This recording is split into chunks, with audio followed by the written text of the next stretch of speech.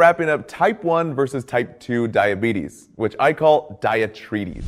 Since this blood is turned to mud from that thick sugar, and over time this high sugar destroys the vital organs and blood vessels, leading to kidney failure, nerve damage, blindness, and even high blood pressure.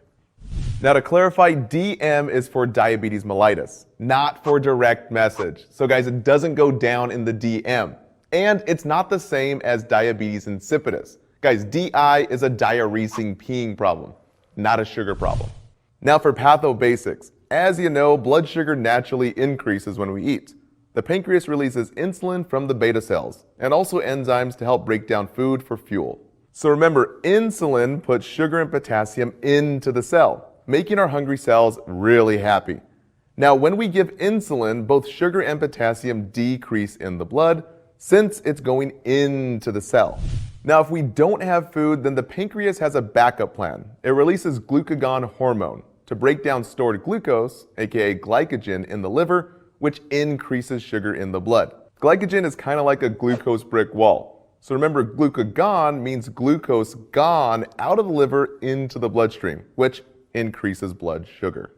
So again, when blood sugar is high, like after you eat, insulin is released. And when blood sugar is low, like when you exercise or forget to eat, glucagon is released. So in diabetes, insulin is the problem here, guys. Type 1, we have none. Since the body has killed its own pancreas, it produces no insulin. And people are born with it. It's an autoimmune disease. So type 1, you can pass on to your son, since it's genetical. And these patients are insulin dependent for life. Big key word. Now in type 2, remember, few insulin receptors work, since the problem is you, your diet and lifestyle. The high in sugars and sitting sedentary lifestyle. We're talking junk food like sodas, white breads, and sweets, which eventually leads to obesity. And our cells now are lazy and overused. The insulin receptor sites are like an overused keyhole. They've basically been worn out, and now just ignore the insulin. This is called insulin resistance. So just think, in type 2, the cells are through. They quit responding. Now the risk factors for developing diabetes. Guys, in type 1, there are none, since it's mostly genetical. You can pass it on to your son. And in type 2, the problem is you, your diet, and a little bit of genetics. So we screen for metabolic syndrome, which increases the risk of not only diabetes, but also heart disease and stroke. Now this is big on exams in the NCLEX. So we use the acronym BOL for metabolic syndrome. So guys, 3 or more criteria means we have metabolic syndrome. So B for blood pressure meds and high BP, over 130 systolic. Our next B is for blood sugar medications or high blood sugar over, keyword here guys, write this down, 100 fasting, over 100 fasting. O is for obesity, big keywords here guys, waist size over 35 for females and over 45 for males. And lastly, L is for lipids that are high. This is not good. We're talking high cholesterol panel. Write these numbers down, 200, 150, and 100. All should be low except the HDLs, our happy lipids. That one should be over 40. Now guys, if these numbers are off, it could mean metabolic syndrome. And this contributes to insulin resistance in type 2, where the cells are through. Again, like an overused lock. The cells stop responding from the overuse of insulin. Now I can already see questions coming up on your exam and NCLEX. So I recommend writing this BOL memory trick out at least 15 times the week of your exam. Now to help you, here's a common practice question. Which clients are most at risk for developing metabolic syndrome? A 35-year-old male with triglycerides of 140. Nope, guys, the triglycerides are under 150, so that's okay. How about option number 2? 48-year-old female with a fasting blood glucose of 105. Guys, yes, fasting sugars over 100, metabolic syndrome. Option 3, 55-year-old female with a waist size of 40 inches. Oh yes, over 35 waist. And a 28-year-old male with a blood pressure of 135 over 85. Guys, yes, the systolic pressure is over 30. Lastly, a 42-year-old female with high HDLs of 55. Guys, no, those are the only lipids that should be high, over 140. Just think the high lipids for HDL. Now, speaking of type 2, technically not a cause, but a very particular sign of insulin resistance. Keyword, write this down, brownish or dark thickening on the neck and armpits, or even hyperpigmentation and skin tags. This is what's called acanthosis nigricans. Now, as far as diagnosing diabetes, the top 3 must-know labs for the NCLEX that you will get tested on, guys. Write these down. Number 1, normal glucose must be 70 to 115. Number 2, fasting glucose less than 100. And third, hemoglobin A1C must be less than 6.5. Those are big NCLEX key numbers there. Write those down. Now, as you know, the A1C test is our long 2 to 3 month sugar audit, and is best used to see if patients are being compliant with controlling their blood sugars the long term. So remember, below 6 is controlled and fixed, and over 6.5, we gotta revise. So review diet and exercise compliance for our type 2 problem, basically the U problem. And with type 1, insulin compliance, always on the NCLEX. Now, the most deadly is low sugar, under 70, called hypoglycemia, since it causes brain death. So we say hypogly, the brain will die. Now, all the other numbers on this chart just help diagnose the severity of diabetes, but are not highly tested on the NCLEX. And speaking of something that's not highly tested, a little side note here. The GTT, or glucose tolerance test, is when we give an 8-ounce drink of syrupy glucose to see if insulin is doing its job by putting the sugar into the cell. If it's not, then the sugar will go high. But guys, that's not usually tested on the NCLEX directly. Now, signs and symptoms and causes of high sugar or hyperglycemia. Just think, the blood is turned to mud. So the body tries to get rid of all this thick syrup with the 3 P's. First P for polyuria, a lot of urine. Basically, the body tries to urinate it out. Now, polydipsia is a lot of drinking fluid. The body tries to dilute all that sugar. Now, third is polyphagia, which is excess hunger as cells starve, since insulin's not doing its job to get sugar inside the cells. Now, a little side note, this is not polyphasia, which is a psych disorder. Now, the causes of acute high sugar can be caused from the 4 S's. The number 1 key term on the NCLEX is sepsis or infection, guys. That's a number 1 cause. But also stress from surgery or hospital stay, and even skipping insulin doses. And a big one here is steroids, those zone-ending drugs like prednisone. That is a big cause.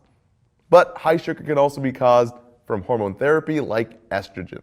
Now, we treat that high sugar with insulin to put that sugar into the cells. So for your test, I know this is going to come up. Yes, we increase the insulin during stress like sepsis, surgery, and especially with steroids. And guys, know the patient's not on insulin forever. Once the S's stop, then the insulin stops. And guys, big key word here, if the sugar is still high after the insulin, that's a critical situation. Always call the doctor or HCP. Now, on the other side, for hypoglycemia, that low sugar below 70, guys, just think low brain function, which leads to rapid brain death. So remember, hypogly, the brain will die. We're going to be watching for critical signs, the cool, pale, sweaty, or clammy. We need to give that patient some sugary candy. Now, typical NCLEX keywords include high wash. So headache, irritability, weakness or anxiety, and even shakiness and hunger. It's kind of like a Snickers commercial. You're just not you when you're hungry. Now, since hypo is so deadly that hypogly, the brain will die, our very first treatment is giving sugar. So on the NCLEX, if the patient is awake, then we ask them to eat. Specifically juice, soda, crackers, and low-fat milk. Not high milk or peanut butter. Big key word right there. The fat actually slows down the sugar absorption. And if they're asleep, big key word here is not alert or unarousable or only arousable to painful stimuli. Then we stab them with dextrose IV. And always reassess sugars every 15 minutes after giving insulin. Now, causes of hypoglycemia. They usually come from exercise, alcohol, and even insulin peak times. Big NCLEX tip right there. So watch out for diabetic athletes who exercise. If your patients exercise, then give extra glucose. Keywords, bicyclists, swimmers, and even runners. Now, alcohol is also a big no-no, technically with any disease, but it actually lowers sugar, doesn't increase it. And insulin peak times is when patients are most at risk for that low sugar. So remember, if there's a peak time, then we give a plate of food. Since hypogly, the brain will die. Now, 3 common test questions for that low or high sugar. Here we go. Test question number 1. A client with type 1 diabetes is only responsive to painful stimuli. With a blood sugar of 42, what's the first action taken by the nurse? Guys, this is the worst case scenario here. Anything less than 70 is bad. So hypogly, the brain will die. Now, patient is not alert, only responsive to painful stimuli. So if they're not awake, we can't ask them to eat. Technically, the patient's asleep, so we stab them with dextrose IV, and then we reassess blood sugar in 15 minutes. Oh, and if you chose option 4, I'm shaking my head at you. Question number 2, which medication could cause hyperglycemia? Now guys, before we even look at the options, you should already be saying steroids increase the sugar ending in zone, like prednisone. So guys, zone ending steroids. Steroids increase the sugar. Now the tricky question number 3. The non-diabetic client is admitted for a kidney infection that has now turned septic. The blood sugars have increased from 150 to 225. What is the best answer to give a family member who's asking why insulin is used? So option number 1, the client now has type 2 diabetes. No, that's a wrong answer. Option 2, insulin is given to control hypoglycemia. Totally wrong. It's for hyperglycemia. Option 3, high sugar is common during infection and stress to the body. And insulin will help lower the sugar until the infection resolves. Guys, yes, option 3 is the best option.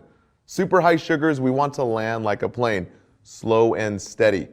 We don't want to crash into that hypoglycemia, that low sugar with low brain function. Now, if you chose option number 4, you nasty. Now, we get many complications from this long-term high sugar, where the blood is turned to mud. It's like dumping thick syrup into your blood vessels. And guys, imagine years and years of this. This destroys and scars the blood vessels called atherosclerosis or atherosclerosis, and leads to more infections since bacteria love sugar. Ultimately, it destroys all the organs. So the kidneys are washer machines that wash the blood. Guys, these guys die, which is called nephropathy or renal failure, indicated by creatinine over 1.3. So remember, NCLEX keyword, creatinine over 1.3 means injured kidney, and also means no more PP. So patients either get a transplant or go on dialysis to wash the blood. And nerves die, called neuropathy, so patients get loss of sensation. And they don't even realize when they get small cuts and injuries on their hands and feet. Not to mention the sugary blood. So we call diabetic feet delicious treats for bacteria. This leads to infections and slow wound healing, and then to amputation and cutting off of those dead feet from all the infections. Now in the eyes, the small blood vessels break, called retinopathy, which leads to blindness. So NCLEX key term here, guys, frequent eye exams are recommended. And in the heart, we get hypertension from all that high tension on the heart, eventually leading to heart disease and then ultimately heart attacks. Lastly, in the brain, we can have CVAs or strokes from all those narrow blood vessels that either burst from aneurysms or get clots. Now, as far as diabetic treatments, guys, we're going to cover all the diabetic pharmacology, including the 7 rules of insulin. So write these down. These are the most tested. So remember, type 1, we have none or no insulin. The body destroyed the pancreas, so they are insulin dependent for life. And type 2, the problem is your diet, and a little bit of genetics. So remember, type 2, we have few insulin receptors working. So the first treatment is to fix your habits. So we focus on diet and exercise to help repair those broken receptors, aka increase insulin sensitivity. Then we give drugs like oral meds and insulin, but only if diet and exercise don't manage it alone. So for our 7 insulin rules, peaks equals plates, guys. Typically we give food during a peak, since the greatest risk for low sugar is during those insulin peaks. Guys, the number 1 way to kill your patient is not giving food during the peaks. So know your peak times. During peaks, we monitor for that low sugar below 70. Now, number 2, if you get low sugar below 70, or if your patient looks shaky or trembly, the classic signs, pale, cool, sweaty, or even clammy, give that patient some sugary candy. The priority key terms again are the A's and the S's. If your patient is awake, ask them to eat. Always sugary food here, guys. So soda, juices, crackers, and low-fat milk. Not high-fat milk or peanut butter. Guys, fat will slow the sugar absorption here. And if they're sleeping, then we stab them with IVD-50. Sleeping means unresponsive or unarousable. Responsive only to painful stimuli. So don't just go stabbing sleeping diabetics here, guys. Always assess the sugar and symptoms first. And after you give sugar, always reassess 15 minutes later. We always follow up after any intervention. Always checking the sugar and the symptoms. Now the third rule, insulin with no peaks and no mixes. It's our long-acting dudes. Guys, the memory trick is the old dudes, like grumpy old men who have been here for a long time. They're past their peak and they never mix well with others. They're basically antisocial. So the keywords, draw up in 2 separate syringes. So remember, Detromir lasts all year, and Glargine is large lasting. And Lantus is like a lantern. It burns all night. Now number 4 here, guys, a big NCLEX favorite. They're going to try and trick you. So the IV-only insulin is regular insulin. So remember our memory trick here. Regular insulin is ready to go IV, or regular is right in the vein. Not NPH, not Lispro, not Lantus. Guys, no one except regular. He's the VIP for the IV. Now, number 5, we draw up insulin. Always clear to cloudy. Guys, just think you want clear days before you want cloudy ones. So draw up regular insulin first, the clear, and then NPH, the cloudy second.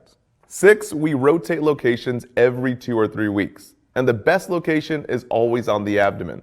Keywords here, near the umbilicus, navel, or belly button. And guys, we never aspirate. Basically, never draw back on that plunger. It'll cause scar tissue and swelling. And also, we never massage or add heat after sub-Q injections. Now lastly, number 7, DKA, the extreme high sugar condition in type 1 diabetes, guys. We have a separate video for that, but here's the big NCLEX question here. Do we give insulin on sick days? What if the patient's not eating or basically too nauseous to eat? Well, yes, we give insulin without food. We just monitor that glucose closely. So remember, we always increase the insulin during the S's, like stress, like surgery, sepsis or infection, and even sickness and steroids. Now, as far as insulin types, who put sugar and potassium into the cells. Now, these are must-knows for the NCLEX, specifically the peak times, coming up 60% of the time in all endocrine questions. And a little FYI for the NCLEX. Guys, we're not using brand names anymore, only generic. So no more Novolog or Novolin. If your school is still using this, then they're behind on the times. So again, for reinforcement, our first group is the long-acting guys. Our antisocial old dudes. Guys, they have no peak and never mix with others. Big NCLEX keyword again. Draw up in separate syringes, never mix. These guys have no peaks, so they require no plates. Or basically, they're not food dependent. And hence, they have a minimal risk for that hypo low sugar. So the brain is pretty safe here. Again, our memory trick here is Detromir lasts all year. It's long lasting. And Glargine is large lasting. Now NPH, our cloudy dude, always being mixed. So remember the N's. Intermediate insulin, and we never give it IV drip or bag. Guys, never put anything cloudy in an IV bag. Now, when we do mix it, always mix clear to cloudy. Clear days before cloudy. So we usually give NPH 2 times per day, not 4 times a day. So don't let the NCLEX trick you. Now the peak time is between 4 and 12 hours, but most dangerous in the middle, around 5 to 6 hours. So make sure you have a plate of food with that peak.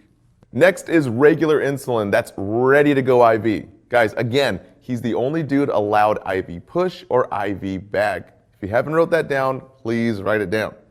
His peak is between 2 and 4 hours, so monitor closely for signs of low sugar.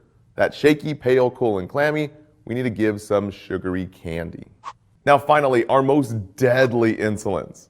They're the number 1 priority since they have the number 1 fastest peak and onset. 15-minute onset, guys, with a 30 to 90-minute peak. So rapid-acting insulin, remember, Lispro, Aspart, and Glulisine. So memory tricks here. For Aspart, you got to remember to move your ass parts, guys. It's really fast. And Lispro, just think Lespro. Less time for the onset. It's 15 minutes. And Glulisine, it goes fast like a limousine. It's super fast. So we give these during meals. Keyword here, patient is eating or there's food at the bedside. Again, guys, patient must be eating in 10 to 15 minutes, not before the food's delivered. Usually an NCLEX question. Those peak times are the must-knows for the NCLEX. So I'd recommend printing this study guide out and reviewing it every day the week of your exam. Now, a little insulin quiz. We're covering the top 3 most tested NCLEX questions on peak times. Here we go. Again, peaks are priorities. The fastest way to kill your patient is not giving a plate of food with the peaks. So remember, peaks require plates. So we drew a little plate on the flag showing the peak time. Now, our red rapid guides are the most deadly. Always monitor for hypoglycemia, that low sugar below 70. You're gonna see shaky, sweaty, pale, and clammy, so we give that patient some sweet juice, soda, or candy. Okay, question number 1. The nurse gives regular insulin at 12 p.m. for lunch, but the patient doesn't finish their food. So when's the greatest risk for that hypoglycemia? Guys, the risk for regular, look at the peaks right here, 2 to 4 hours. So if given at 12, the answer is between 2 p.m. and 4 p.m. Never before and not after. So guys, memorize these peak times. Now question number 2. A client is on Aspart insulin. When should the nurse advise him to eat? Again, guys, this is an onset of 15 minutes with a peak time between 30 to 90 minutes. So Aspart, get your Asparts moving. The best answer is the soonest, so eating within 10 or 15 minutes. Now question number 3. The client on Glargine is asking the nurse when is the best time to eat during this insulin? Well, guys, Glargine is large lasting, long acting, no peaks. So no peaks require no plates. Pretty tricky one there.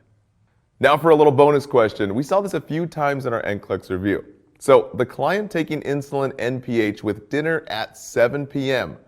What time is the client most at risk for that hypo low sugar?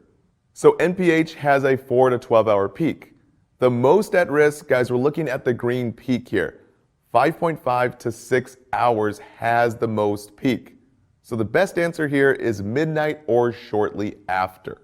Now before we move on to the insulin infusion pump, guys, the best way to memorize these insulin peak times is to print off the study guide or cheat sheet we provide, and guys, write this out at least 7 to 15 times the week of your exam. Now for insulin pumps, or CSII, the continuous subcutaneous insulin infusion. Guys, the number 1 benefit is the steady dose of insulin for our type 1 kids who forget to take their insulin and are basically non-compliant. The biggest benefit and the coolest part here is we have fewer swings in blood sugar level. So not high and not low anymore, guys. It's a nice even basal rate. That's a big key word, even basal rate. Now, how do you manage it? Well, we usually check the blood sugar 4 times per day, and you push, keyword there, push an insulin bolus button at meal times to get that sugar into the cell. Now, what if you get an NCLEX question about a machine malfunctioning, guys? What do you do? Do you assess the patient or do you assess the machine first? Well, we always assess the patient first and then machine second. Now, that's really big on the NCLEX.